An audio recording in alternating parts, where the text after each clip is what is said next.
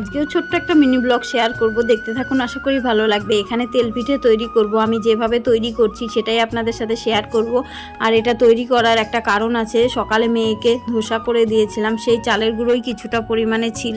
সেই চালের গুঁড়োর মধ্যে ময়দা, কলা ছিল আর সুজি দিয়ে একটা ব্যাটার তৈরি করে নিয়েছি। আমি তেল পিঠে করি কিন্তু এতটা সুন্দরভাবে ফোলে না কোনোবারই, এবার কিন্তু দারুণ ফুলেছে এবং খুবই সুন্দর নরম হয়েছে। আর এখানে দেখুন মেয়ে এসেছে আর ওকেও দিয়ে দিলাম, খেয়ে বললো বেশ দারুণ হয়েছে।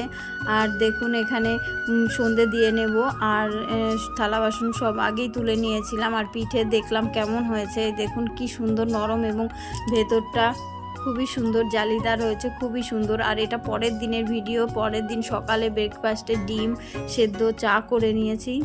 আর যেহেতু সয়াবিন তরকারি ছিল আগের দিনে, তাই ভাবলাম সকাল সকাল একটু ঘুম থেকে উঠতে লেট হয়েছে, মেয়ের যেহেতু স্কুল ছুটি ছিল। আর এখানে দেখুন সকালে ডিম সেদ্ধ, মুড়ি আর সয়াবিন দিয়ে আর তার সাথে করে নিয়েছি চা। এইভাবে প্রথমবার মুড়ি দিয়ে খেলাম, বেশ ভালো লাগলো খেয়ে, অনেকটাই পেট ভরেছিল। তারপর এখানে দেখুন যেহেতু রাখি বন্ধন, মেয়ের বায়না আমি রাখি তৈরি করব, তাই রাখি তৈরি করছিল। আর এখানে দেখুন দুপুরের দিকে প্রচুর পরিমাণে বৃষ্টি হচ্ছিল, স্নান টান করে আমি পুজো করে আসলাম, তাই বৃষ্টি হচ্ছিল, সেটাই আপনাদের সাথে দেখালাম। আর এখানে দেখুন রান্না করছি চাল কুমড়ো ঘন্ট কাতলা মাছের মাথা দিয়ে, খুবই ভালো লাগে, মাছের মাথা দিয়ে করলে বেশ ভালো লাগে। এমনি নিরামিষভাবেও করা যায়, মুগ ডাল দিয়ে, ইলিশ মাছের মাথা দিয়ে করলে তো আরও দারুণ লাগে। আমি এইভাবেই রান্না করি, বেশ সুন্দর হয়।